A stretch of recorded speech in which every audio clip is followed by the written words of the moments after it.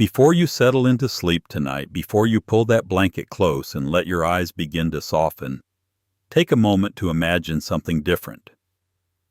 What if you woke up tomorrow in a world completely unlike the one you know? There would be no alarms ringing out, no screens waiting for your attention, no doors to close between you and the people around you. This actually happened in history in the 1960s and 70s.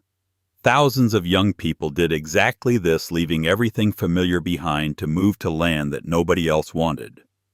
They built small communities where everything was shared and decisions were made together by everyone. The old world's rules no longer applied to how they lived their days. Tonight we are stepping into that world not to judge it or celebrate it, but simply to understand what it actually felt like. What was it like to wake up in a shared space and work side by side with people who became your family? What happened when humans tried to live in completely different ways? If stories of how people lived in other times help you rest, I'm grateful you're here. So go ahead and dim your lights all the way down. Turn on a fan if you have one nearby and pull your blanket a little closer. Get yourself comfortable in whatever way feels right to you, and let's step back in time together. Before the morning light arrives, there is a time in between when the sky is changing very slowly from complete darkness into something else. Not yet day, but no longer night. This light was familiar to people long ago. In the communes of the 1970s, the first person would wake up not because of an alarm, but because their body had rested enough. Maybe it was 5:15 or 6 o'clock, the exact time did not matter at all. What mattered was the quality of light coming through the windows and how the body felt when rest was complete. The sleeping house around them was still very quiet, with beds lining the walls of the main building. Some beds were empty already, with people awake and moving, while others still held sleeping forms beneath blankets. The air inside was cool and fresh, having dropped in temperature throughout the night and beginning to warm as the day progressed. Outside, the birds were calling softly as the natural world began to wake.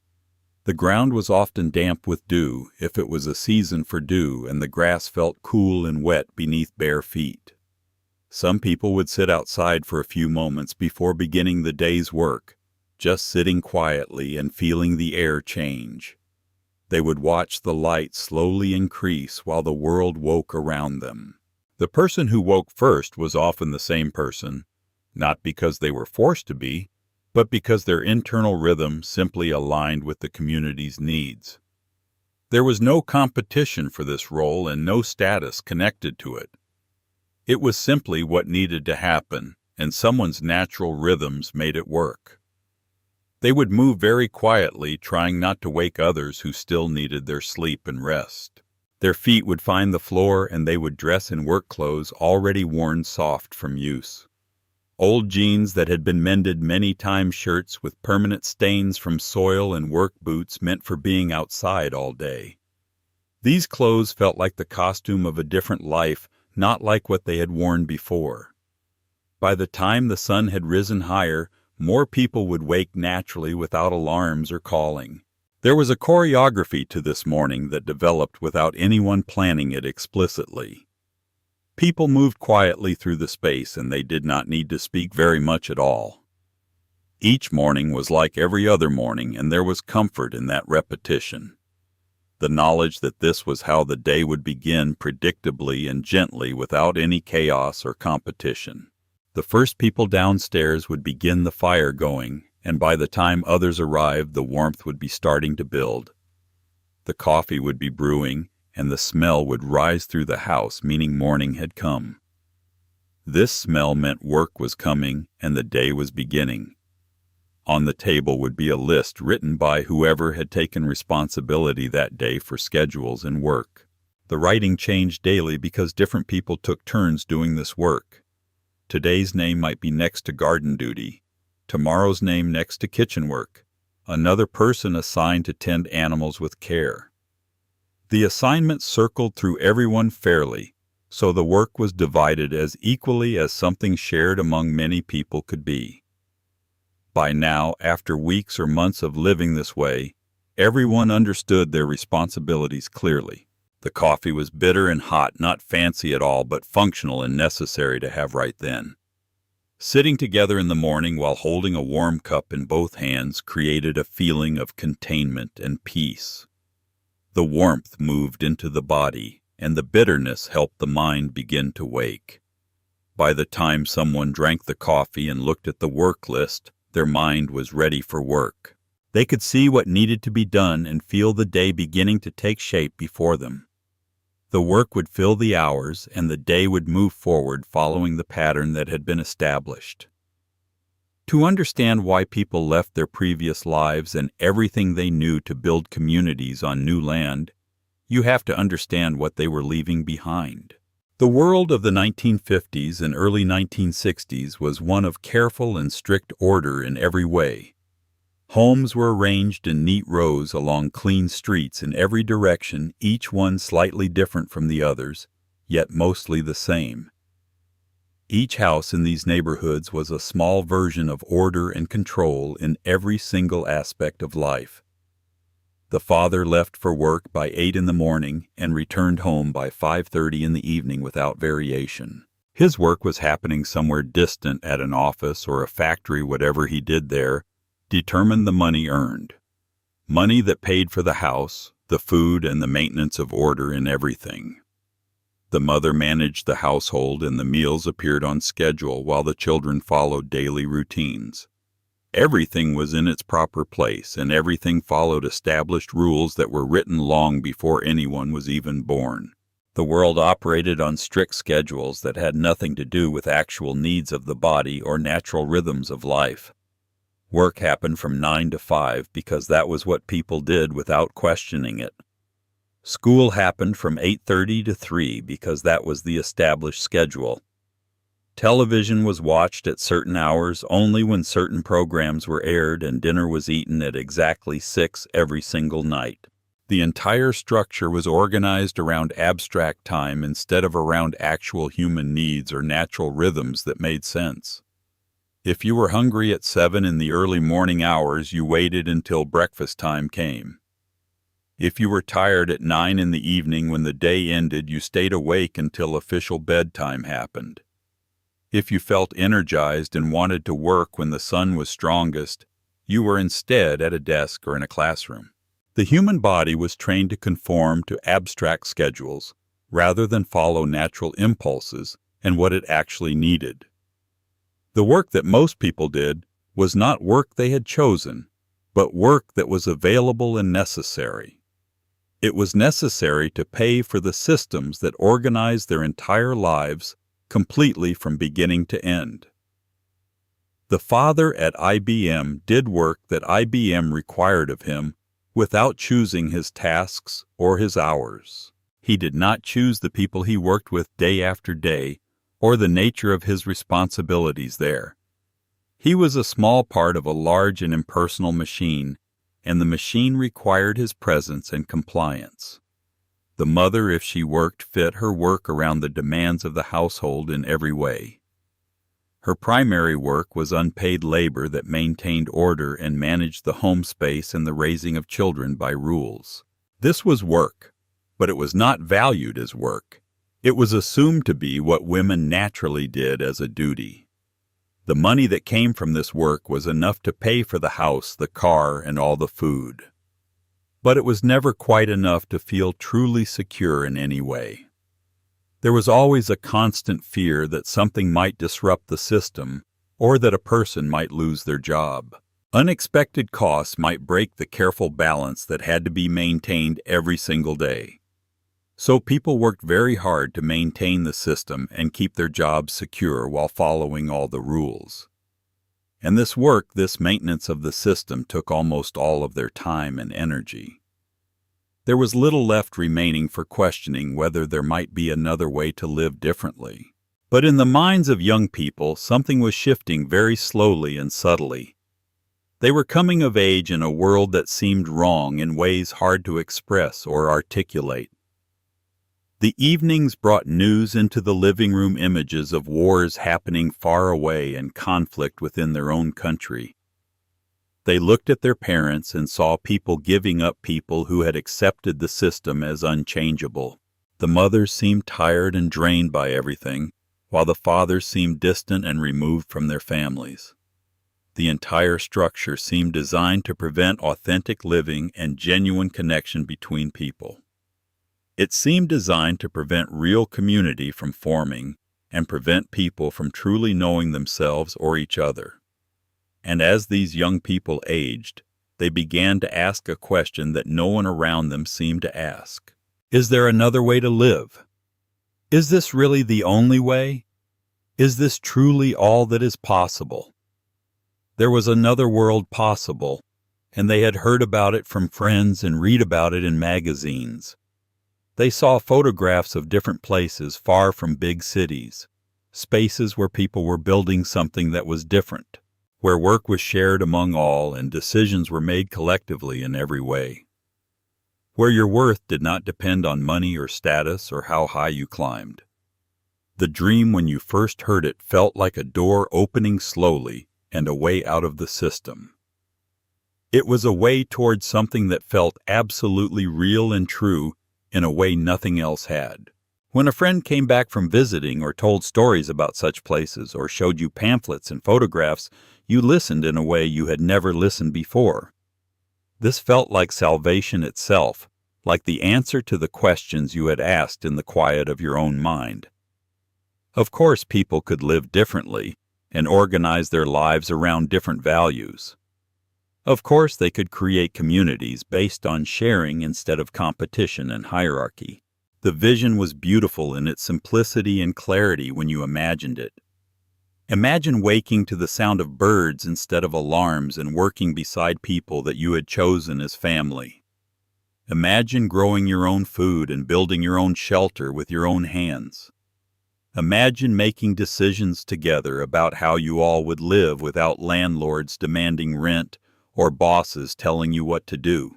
No taxes taking away earnings and no money determining your worth or value to the community. You would live simply in touch with the earth, connected to something absolutely real and meaningful. You would read poetry by firelight in the evenings and make music under stars at night. You would be free in a way that seemed like the answer to everything the modern world was not. It sounded like salvation itself, like the answer to every question that had been asked in private minds. The people who joined communes came from different kinds of places and different backgrounds. Some came from wealthy families that could afford their idealism, while others came from working families that sacrificed to help them. Some came with absolutely nothing, carrying only what fit in backpacks on their backs. Some came as individuals seeking genuine community, while others came in groups of friends who wanted to try together.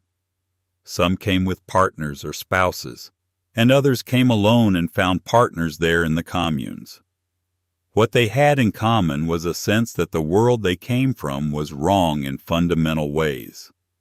Living differently was not just possible but essential, and they had to try. That they could not continue living in the system as it was became increasingly clear to them. This was not always reasoned out logically.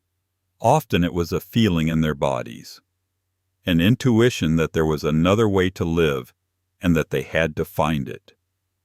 The conversations about what the communes would be like were hopeful and energizing when people gathered to discuss possibilities. Someone would describe in detail a day that might happen waking when your body was ready to wake.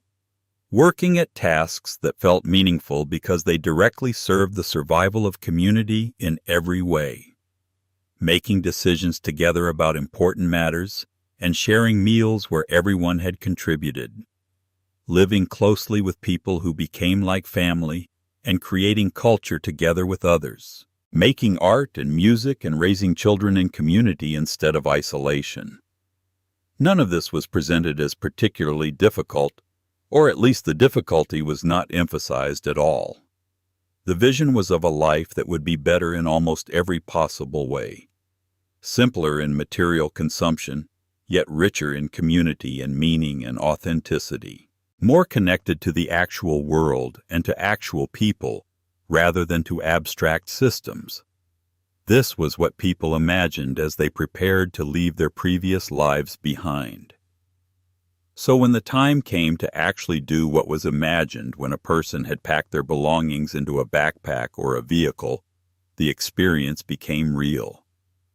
When they had said goodbye to parents who were confused or disapproving or deeply sad when they drove or hitched a ride toward the land identified, they were moving towards something that felt essential in every way.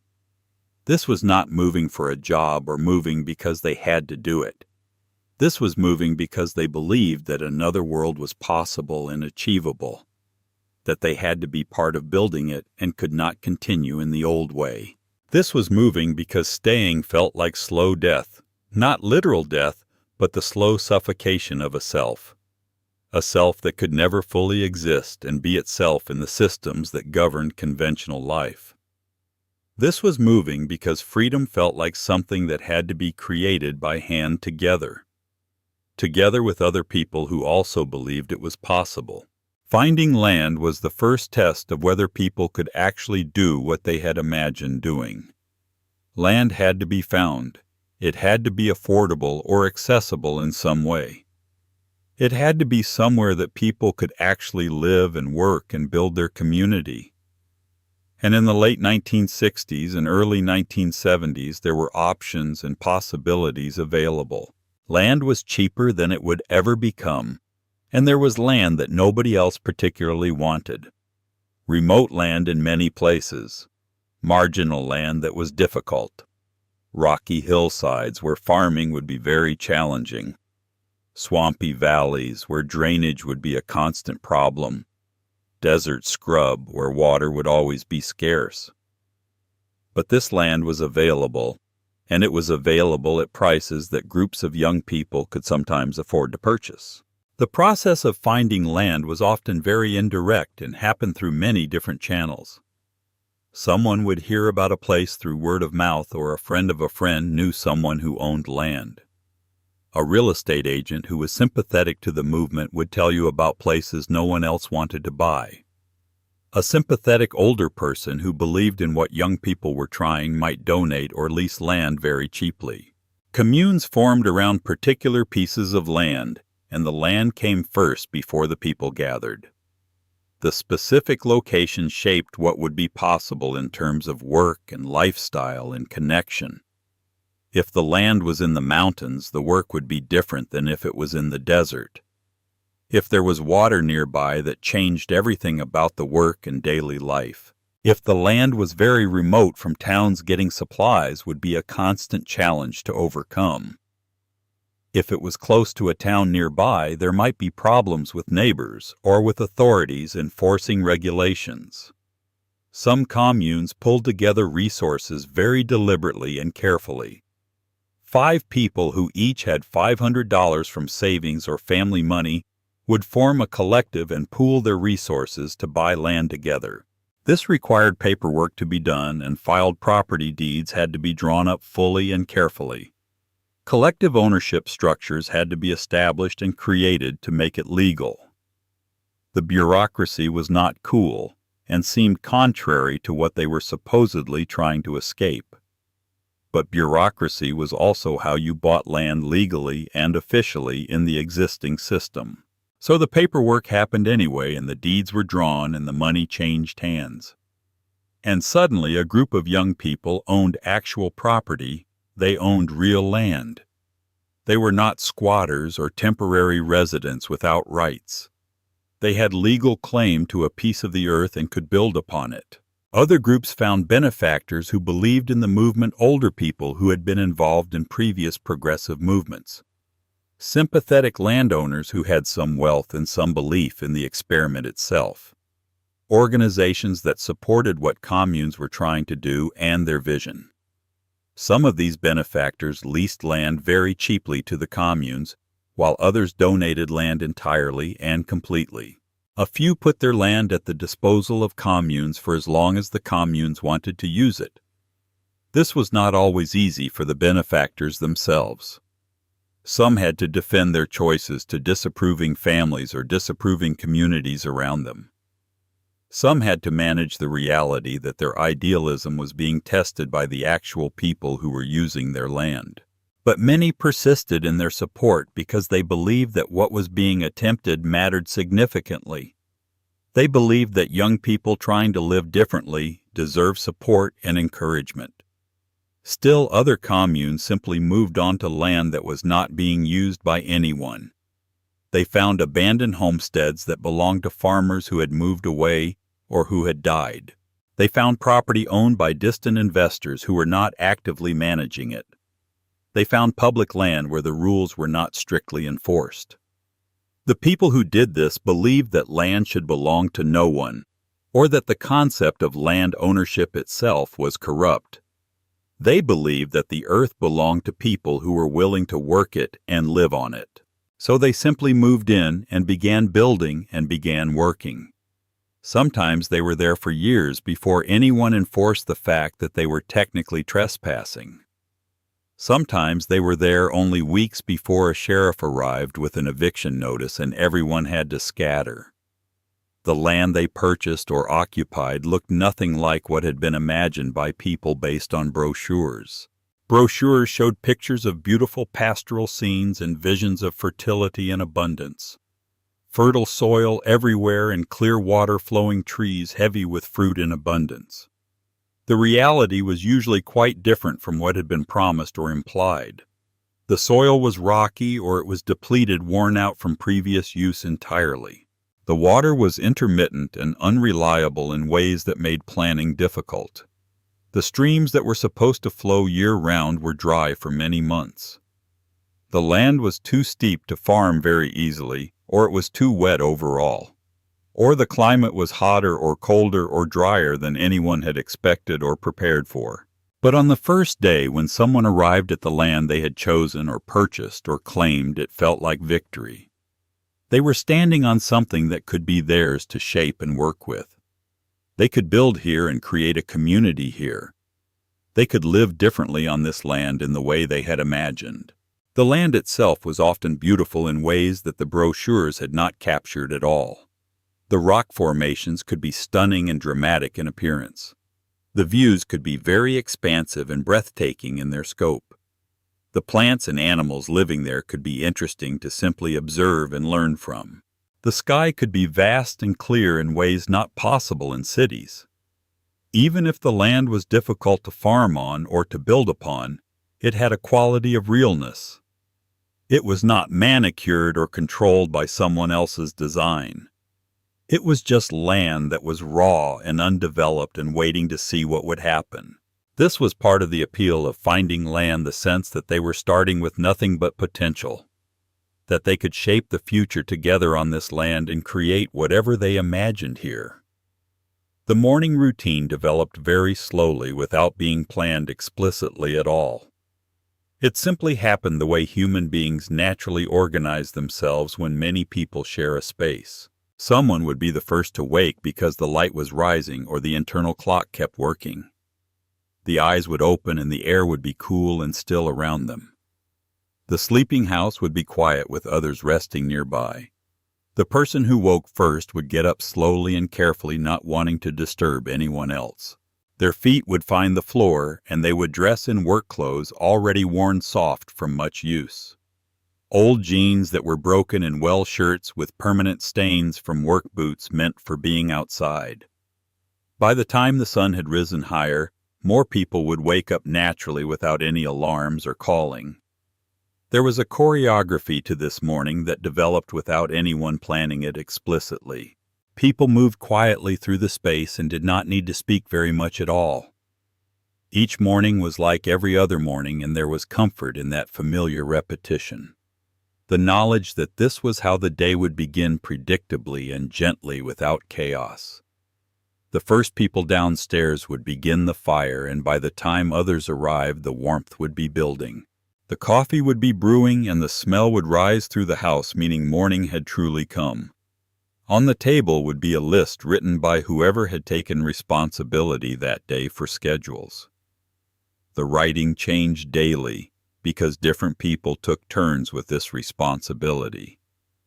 By now, everyone understood their responsibilities clearly and what they needed to do. The coffee was bitter and hot, not fancy, but functional and necessary to have. Sitting together in the morning while holding a warm cup created a feeling of containment and peace. By the time someone drank the coffee and looked at the work list, their mind was ready for work. They could see what needed to be done and feel the day beginning to take shape. The garden needed constant and steady attention every single day without fail. Water had to be carried from the well bucket after bucket poured carefully into rows. The work of carrying water was repetitive and meditative in its rhythm. You would go to the well and pump the handle or pull up the bucket, feeling the weight of the water. You would carry it carefully to where the plants were growing and pour it so it would reach the roots. Then you would return to the well to begin again in an endless cycle. Hour after hour, the work was the same in its pattern. Your hands would become calloused from the rope or handle being used constantly. Your back would feel the repetition of bending and carrying, but there was something peaceful about this work. It was necessary and direct for the survival of all plants and the community depending on them. It was work you could see the results of happening every single day. When you watered plants on a hot day, you could see them perk right up visibly. You could see the grateful response of the green leaves to the moisture provided to them. You could feel that your work mattered in an immediate and obvious way. Weeds appeared overnight, competing with the plants for water and nutrients they needed to grow. They had to be removed by hand carefully and constantly. The work was repetitive and simple, but not easy to do. The sun would be warm on the back of your neck as you bent over the soil doing this work. Your hands would become dirt itself, and your knees would know the earth directly. There were insects there, spiders living in the plants around beetles moving through the soil below. Worms lived in the earth, and you learned to work alongside them in partnership. They were not your enemy at all, but simply part of the garden ecosystem. As you worked more and more in the garden space, you began to understand how it all worked together. You learned what insects helped the plants grow and what insects harmed them. You learned how to encourage the helpful ones and discourage the harmful ones that damaged crops. This knowledge came slowly through observation and trial and error in the actual work. The garden seemed to have moods, and different days brought different results. Some days the plants seemed to be thriving and growing visibly. The leaves were green and the growth was obvious and encouraging. Other days the plants seemed stressed and struggling without clear reason. The leaves were pale and growth was very slow despite your efforts. And no matter what you did, no matter how much water you gave or how many weeds you pulled out, the plants would sometimes sicken. The sun would not come for days at a time, or it would come too intensely, or unexpected cold would arrive when it was not supposed to happen, or pests would come through and damage crops significantly. The gardening continued anyway because people needed food, and food had to come from somewhere. If the garden failed, people would go hungry. So the work continued. Always the plants were tended, the water was carried, the weeds were pulled constantly. The insects were managed, and gradually food began to appear from all this effort. The satisfaction of harvesting food that you had grown yourself was profound and deep. You had put your hands in the soil and carried water and pulled weeds. You had watched the seeds become plants, and now you were picking the food. You were bringing it to the kitchen where it would feed people and nourish them. This food would keep them alive and well fed. This was not food that had been shipped from far away or passed through stores. This was food that you and your community had created together completely. The knowledge that your work had directly resulted in food fed something in people that conventional work rarely did.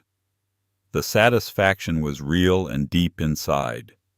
Different vegetables were grown depending on the climate and the soil there. Beans and peas were common because they grew relatively easily and provided protein needed for health. Squash grew well in many climates and could be stored for months. Root vegetables like potatoes and carrots could be harvested and stored for winter. Leafy greens grew in cooler seasons, and tomatoes were beloved by almost everyone. Herbs were grown for flavor and for medicine and healing. The variety depended on what people knew how to grow and what grew well in the climate. Some gardens were very productive overall, while others struggled significantly. But almost all communes attempted to grow at least some of their own food. This was central to the original vision of becoming less dependent on outside systems completely. The work of building required different kinds of labor and skill altogether. There were structures that needed constructing or repairing carefully. The main shelter where people lived together, daily animal houses for goats or chickens, spaces where people could work during rain. A kitchen that could accommodate many people at once, storage for food that needed keeping and protection. Whatever could be built with the resources available became part of the infrastructure of the community. The building happened slowly because tools were limited and people learned as they went. Someone might have experience in construction while most did not at all. They figured things out together slowly and carefully, learning how to mix mortar and lay stones, how to construct a roof that would not leak badly, and how to frame walls properly, how to create ventilation that allowed fresh air to flow through spaces. The work was dangerous. Sometimes people fell from heights or tools slipped and caused cuts. Fire for heating materials could burn, and heavy objects had to be lifted and positioned carefully. But the work continued because shelter was necessary, and shelter was not going to appear by itself. Someone would cut wood that needed to become walls or roofs for structures. Someone would haul stones for the foundation or for walls of buildings. Someone would work with mortar and brick or stone materials carefully and skillfully. Someone would climb high to place roofing material and ensure it was secure. The work was coordinated so that dangerous tasks were done with help and supervision. But there was always risk involved in this kind of building work. People learned to be careful and watch for dangers, to work together to minimize risk as much as possible. The structures that were built evolved as people understood more about what worked well. A first building might be crude and uncomfortable in many ways, but as people lived in it and discovered problems, they would make improvements. They would add insulation and improve the roof to stop leaks, create better ventilation, and enlarge windows for light. Make the space more comfortable for the number of people using it. The buildings became refined over time and more livable. Not luxurious, but functional in their simplicity. Not beautiful by conventional standards, but beautiful in their simplicity and functionality. They were built by people who had no choice but to understand the building because they had to live in it daily.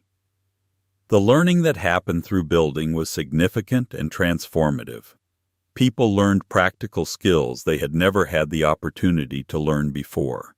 They learned how to work together on complex projects and to plan and coordinate efforts. They learned that making mistakes was part of learning itself and that problem-solving was possible. They learned to solve problems together and recognize their own capacity and capability. These were skills that would stay with them regardless of whether communes lasted. These were understandings about their own capacity that would shape them forever.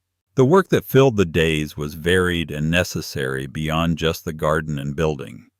There was constant work that kept community functioning smoothly and ensuring survival.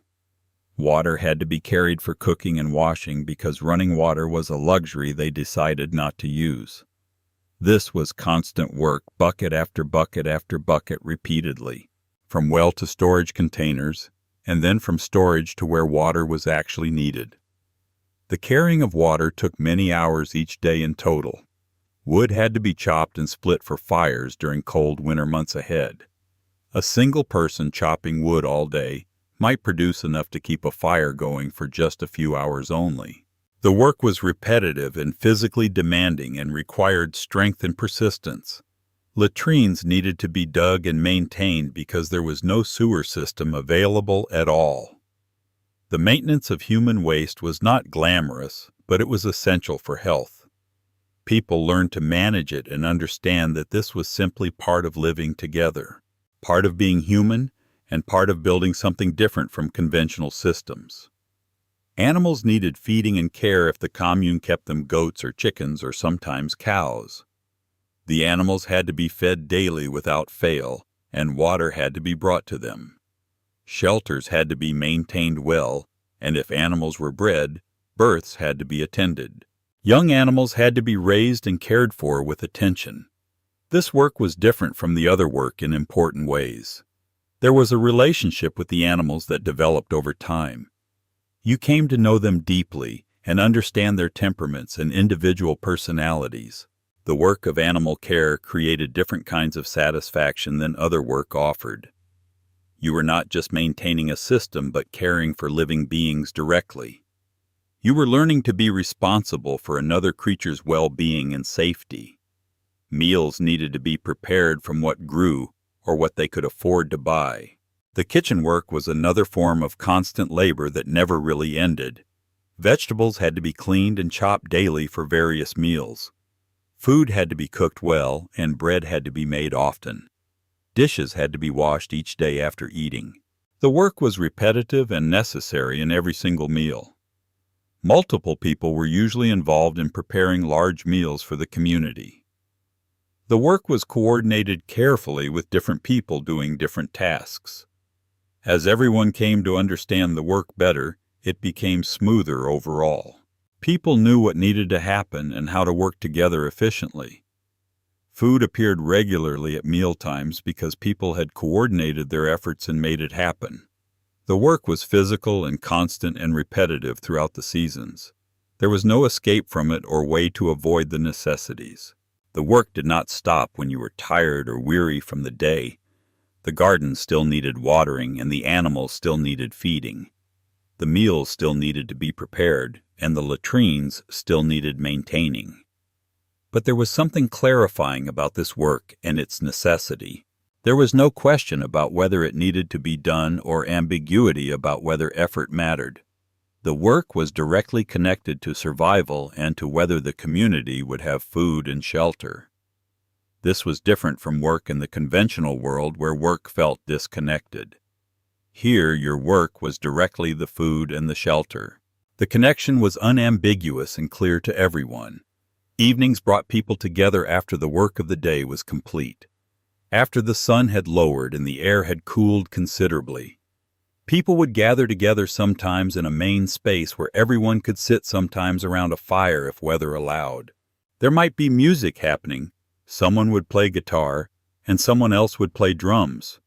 They were not professional musicians, but music happened anyway. People sang songs they knew or made up new ones together. Children listened and learned from the adults around them. Older people sometimes shared stories from their lives before or from experiences in the community. This was culture being created not through screens or media, but through people in the same room. The evenings were slower than the days without work assigned or demanded. People were free to rest or to gather or to spend time alone or in small groups. Some would sit together and talk softly about the day and about themselves. Some would work on projects that were not urgent, mending clothes or creating art. Some would just rest, feeling the tiredness in their bodies from the day's work. Some would go to bed early while others would stay up late talking into the night. The evenings allowed different kinds of connection than the work allowed during the day. In the work, people were often separate doing assigned tasks. In the evenings, people came together and the community felt more cohesive and whole. Food would be brought out whatever had been prepared that day. Simple meals, usually rice and beans that filled you vegetables from the garden or stored. Bread, if someone had baked it, fresh milk, if they kept goats or cows. The meals were eaten together in community. This was different from how many people had grown up where meals were prepared by mothers or cooks. Here, meals were collective projects with many hands involved in preparation. This person chopped vegetables. That person managed the fire. Another person had done the shopping days before. The meal that appeared was the result of many hands and much planning together. Eating it together meant something deeply. It meant we did this work together and we will continue. It meant we depend on each other for survival and nourishment. The conversation at meals was often wide-ranging and natural. Someone would bring up a question about how the community was functioning. Should the work assignments be changed, or the meeting schedule adjusted differently? Should they attempt to grow different food, or were there problems that needed addressing? The meals were where community issues were informally discussed and resolved. Not in formal meetings, but in casual conversation over food. Solutions to problems sometimes emerged through these conversations naturally. The sense of community was reinforced through sitting together and eating and talking about shared concerns. Living together meant adjustment and learning to be around people constantly. There was no separate bedroom with a door that closed or guaranteed privacy. At first, this felt like liberation, always someone to talk to and always activity happening. Always the sense of being part of something larger than yourself. Over time, the relentless presence of others became something different entirely. There were moments when you wanted silence and could not find it anywhere. Moments when you wanted to be alone and had nowhere to go at all. The spaces that lasted found ways to manage this basic human need. Quiet hours in the afternoons when people rested or worked alone. Designated areas where people could go to be by themselves. A cultural understanding that even in community some solitude was necessary for well-being. A recognition that community is not the same as never being alone. It is the choice to be together which only means something if you could choose otherwise. Some people discovered they needed more solitude than the community could provide. They realized that the constant presence of others was more difficult than imagined. For some, this became insurmountable, and they eventually decided that living in community was not for them. For others, the adjustment took time, but they learned to manage it. They found small ways to create moments of solitude and peace. They learned to communicate their needs to others respectfully and without fear. They learned that asking for alone time was not rejection of community, but requirement for being able to participate. The sleeping arrangements varied from commune to commune and sometimes changed within a commune over time. Some had shared dormitories where many people slept in one room together. Others had private sleeping spaces for individuals or couples. Some had a combination with some people sharing rooms and others sleeping alone. The arrangement often revealed what the community valued most. A commitment to complete equality might mean everyone slept in the same large dormitory. A recognition of individual differences might allow private spaces for those who needed them. Practical considerations of available buildings determined what was actually possible. The sounds of a sleeping house were different from the sounds of a conventional bedroom. There was no isolation, and you could hear other people breathing and moving in their sleep. You heard them getting up in the night. The intimacy of this was profound. Even in sleep, even when not actively aware, you were part of a group rather than alone. The sounds of other people sleeping revealed vulnerabilities that were usually hidden. Everyone had their night patterns and their noises they made. Everyone was exposed to everyone else in this most private moment. Relationships formed and evolved in these shared spaces over months and years. People became closer through shared work and daily proximity. They developed understanding of each other's habits and needs. They learned when someone needed help and when someone needed space. They learned to recognize moods and temperaments and how to work around them. Friendships deepened through shared experience and vulnerability. Partnerships formed when people found they worked well together. The communities were places where human connection was possible in ways suburban life made difficult. People cared for each other and supported each other through difficult times. When someone got sick, others took care of them without hesitation. When work was too much for one person, others helped. This mutual care was one of the most beautiful aspects of communities. People experienced being needed and needing others in return. It was real interdependence that actually mattered. But living closely together also revealed human complexity and difference. People had different ideas about how things should be done. Conflicts emerged over resources and how they should be distributed. Disagreements happened about decision-making processes and fairness. Some people wanted more structure and control always. Others wanted more freedom and flexibility in daily life. Some were willing to work harder and invest more effort. Others had limits and boundaries they needed.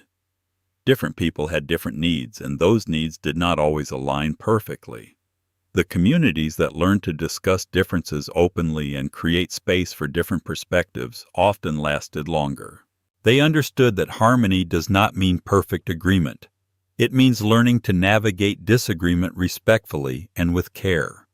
It means making decisions together even when it is difficult. This work of learning to live together was perhaps the deepest and most important work communities did. It was more difficult than the physical work of farming and building. It was more challenging than learning to farm or construct structures.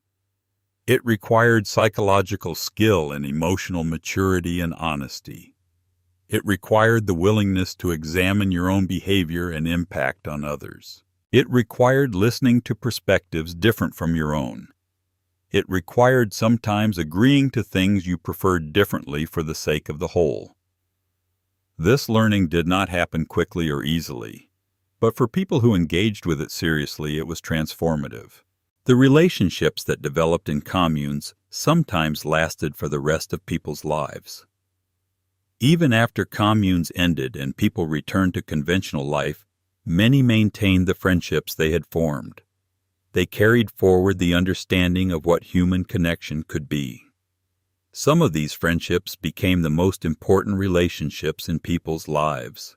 They were based on shared experience that was profound and deep.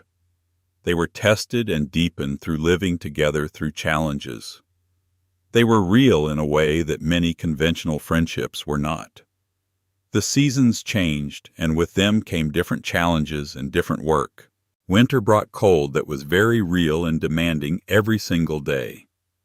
The work of staying warm became the primary focus of community. Fires had to be constantly maintained and wood had to be chopped and stored. The cold meant people huddled together more, sharing body heat and space. Winter also meant reduced food because gardens were not producing anything. Food that had been stored had to be carefully rationed throughout the cold months. The cold could be hard and uncomfortable, but people adapted well.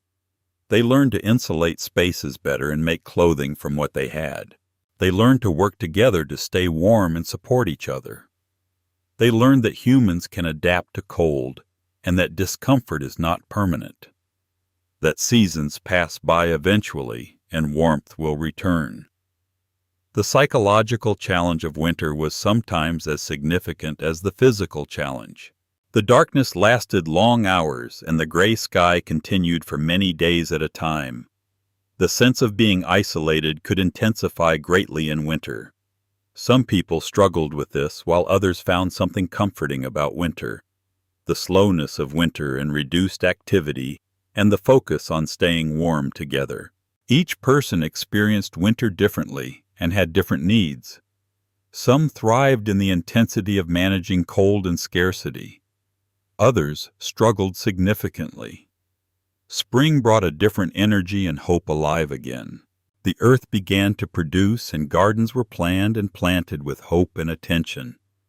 Animals produced young ones, and the work increased. It felt different because it was connected to growth and renewal always. The long days meant more hours of light for work, and the warmth made labor less exhausting. Spring always felt like possibility itself. Like maybe this time the crops would come in. Maybe this season things would work better overall. The cycle of seasons became a rhythm that structured life. Summer brought abundance and also intensity in the work required. The heat was very real and the work was constant and relentless. There was always something that needed doing. Vegetables ripened and had to be harvested and preserved for later. Hay had to be cut and stored for animals. The work filled almost every hour of daylight. But summer also brought long evenings where people could sit together and talk. Children could play outside until late in the evening. The sense of possibility felt strongest. Summer was when the vision felt most real. The gardens were producing and there was visible abundance of food. The physical comfort of warm weather meant less energy spent on staying warm. The work felt less about survival and more about building something. Fall was harvest time, the work of bringing in food for winter ahead. Vegetables were gathered and stored away for later months. The sense of responsibility increased greatly because you were literally storing food for survival. This was work that mattered in the most basic way. The success of the harvest determined whether you would have enough to eat. This created a different kind of focus. This was work done for survival, not for money or abstract reasons. There was something clarifying about that. The urgency was real and the responsibility was undeniable. Time in these communities moved differently than it did in the outside world around. There were no clocks demanding that work stop at a certain hour. There was no rushing to be somewhere else or being somewhere you did not want to be. Time was measured by daylight and season and the work that needed doing. This was different from how most people had been raised. It was different from jobs that started at 9 and ended at 5 daily. It took adjustment and time to understand. People sometimes found themselves working much longer hours than before, or working intensely for certain seasons and then having more leisure. The rhythm was not regular and predictable in the way conventional schedules were. But many people found that working with natural rhythms felt more aligned, with daylight and season and the actual needs of the moment. It was time that made sense and matched the actual world around you. In summer, when there was light until late, people would work late. In winter, when darkness came early, people finished work earlier and gathered indoors. The rhythm of life matched the rhythm of sun and seasons. This was how humans had lived for most of history. This was how the body naturally wanted to organize itself. Returning to this rhythm required adjustment. But for many people it felt more authentic than regular schedules. Some people discovered their productivity changed dramatically when they worked with natural time instead of clock time. They found that they could work intensely when energy was available. They found that rest could happen when work was complete. Some became more productive, others less, but most found that the work felt different, less alienating and more connected to actual results. The decision-making in these communities was often collective and democratic. Meetings were held where important decisions were discussed. What would be planted this year and how resources would be allocated. What problems needed solving and whether new people could join the community. These meetings could be very long sometimes. People had different opinions and finding consensus took time. It required listening to each other and the willingness to change your mind. It required patience with the process and each other. The meetings were sometimes frustrating because they moved slowly. But they also meant that everyone had a voice to speak with. Everyone could speak freely and everyone's concerns mattered. This was different from the hierarchical structures of the outside world. It was democratic in a real and meaningful way. It was also the work of learning to make decisions together. Different communities developed different decision-making processes and systems. Some sought complete consensus, which meant every person had to agree. This was time-consuming but ensured no one felt overruled. Other communities used majority voting, which was faster, but meant that minority opinions were sometimes overruled. Still others developed hybrid systems where some decisions required consensus. The communities that thrived tended to be ones that had thought through their process and had explicit agreements about how decisions would be made. The learning that happened around decision-making was significant. Young people who had come from backgrounds where their opinions were not valued suddenly found themselves somewhere. Their voice mattered, and they were expected to participate fully. This was empowering and sometimes overwhelming. Some people became dominant voices while others struggled to speak. The communities that addressed this intentionally developed healthier processes. They made space for quieter people and helped dominant people listen. The practice of sitting together and making decisions collectively. Of learning to listen and be heard, of understanding that your choices affected others. This was transformative for many people in important ways. Not everyone could live this way, and some people tried and found they could not adjust. The lack of privacy became unbearable for them. The physical work was harder than expected, and the conflicts were more intense. The constant presence of others felt suffocating rather than connective. They made the decision to leave, which was not failure but honesty. It was recognizing that this way of living was not for them. They packed their belongings and returned to the outside world. The departure of someone from the community was sometimes difficult. Relationships had formed and people had become important to each other. There was loss involved in someone leaving. But healthy communities understood that people had to make choices that were right for their own lives. Someone leaving was not a rejection of the community or the people in it. It was a recognition that this path was not the path they needed to follow. Some people who left spoke negatively about their time in communes. They focused on the difficulties and emphasized the hardships. Others carried something beautiful from the experience even though they could not continue. They understood something about what is possible, about how humans can live together. They brought that understanding back with them into their new lives. The people who stayed adapted and learned and became part of something larger. They developed skills they did not know they had and became capable of hard physical work. They learned to manage conflict and to make decisions with many other people. They learned what it felt like to be part of a community that depended on their work. They learned that they were more resilient and capable than they had believed. The people who stayed often spoke differently about their time in communes. Even if they eventually did leave, they spoke about what they had learned, about the beauty of what they had experienced, about the genuine connection they had felt. They recognized both the limitations and the value of their experience. Some communes lasted only months, while others persisted for years or even decades. The ones that lasted tended to be places where people had developed clear structures and systems, where decision-making was organized well and people understood their roles, where conflicts were addressed openly rather than festering, where people were willing to adapt the vision to match reality. They had found the balance between idealism and pragmatism, between the vision that brought them there and the pragmatism necessary to survive. The structures that developed in long-lasting communes were often more elaborate. There might be formal committees responsible for different areas, a resource committee that managed food and tools, a work coordination committee, a conflict resolution committee that addressed disputes between people. These structures seemed contrary to the original anti-hierarchical vision, but they actually enabled the communes to function. They prevented key roles from falling only on enthusiastic individuals. They distributed responsibility more widely among people. They created mechanisms for addressing problems that arose in daily life. The long-lasting communes also tended to include people across a wider age range.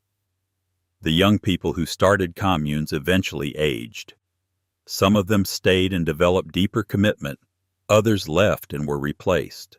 The presence of older people sometimes stabilized communes. Older people brought experience and wisdom and had lived through disappointments. They provided perspective that purely idealistic young people lacked. They modeled what it looked like to commit to something difficult. There is no single story of communes that covers all of them because each one was different. Each was shaped by the particular people in it, the land they chose. Their specific vision and values, their willingness to try and learn and adjust. Some succeeded beyond their wildest expectations and created genuine communities. They sustained themselves for many years and raised children and created culture. They demonstrated that another way was possible. Some failed despite best efforts. The land was too difficult. The people were not compatible, or the ideological differences were too great. The economic pressure from the outside world was too intense. The community could not cohere together. Most were something in between them. They lasted for a while and created something meaningful. Then circumstances changed, or people changed, and the community ended. But it had existed, and it was real. The people who lived there carried those experiences forward. They did not forget what they had experienced or what it felt like. The communes asked important questions even if they did not have perfect answers. How should humans live, and what do we owe each other? Can community replace isolation, and can we build lives around meaning instead of money? Can we organize society differently, and can people cooperate without hierarchy? Can we live in harmony with the natural world? These questions mattered then, and they matter still. The communes attempted to answer them through lived experience rather than through theory. They showed through their living what was possible and what was not. They showed that people hunger for genuine connection and that humans want to belong. That we are capable of more cooperation and generosity than systems usually require. That community is possible if people are willing to invest the work. That people can live more simply and be satisfied. The endless consumption that the conventional economy demands is not necessary for happiness. That people can take care of each other and that work can be meaningful when it is connected to actual community needs. These insights came from the actual experience of living in communes. But the communes also revealed limitations that needed understanding. That good intentions do not replace practical skills, that idealism needs to be balanced. That perfect systems do not exist, and that human nature is complex. That people sometimes disappoint each other, and that living closely reveals both best and worst. That freedom requires structure, and that community demands work and sacrifice. That the outside world exerts constant pressure that is difficult to resist. These lessons were written in mud and mistakes, in the daily experience of trying to live differently. The communes have largely disappeared now from the landscape. The communities that existed have mostly ended. The land they cultivated has sometimes been sold. The structures have fallen or been abandoned. The experiment that seemed so full of possibility did not transform society. Most people never joined communes and continued conventional lives. But something remained there. The knowledge that people had tried and that it was possible. That community was achievable if people were willing to invest the work. The communes left behind proof that humans are capable of living cooperatively. That hierarchy is not inevitable, and that people do not need unlimited consumption. That genuine community is possible. These insights did not change mainstream society immediately, but they changed the people who lived in communes. Many of the people who lived in communes eventually returned. They had jobs now and mortgages and conventional lives. They had children who grew up in conventional schools. They had nuclear families and bought houses in suburbs. But something in them had changed. They carried something with them, a memory of what was possible. An understanding of what humans are capable of, an awareness that the way things are is not the only way. Some built little pieces of the commune vision into their conventional lives. They prioritized community within mainstream structures. They made decisions cooperatively when possible. They shared resources and raised their children with similar values. They remembered what it felt like to be part of something shared. As you rest tonight in your comfortable space, you might think about those people, the ones who tried something different and woke on land they built themselves, who made decisions together and worked together, created music and raised children. They were not perfect, and their experiment did not produce utopia, but they asked the question and tried to build an answer. In trying, they learned something about what is possible, about what humans are capable of when they choose to live differently, about the hunger we all have for connection and meaning and belonging. The world you live in now was partly shaped by what the communes attempted. They revealed something that could not be hidden.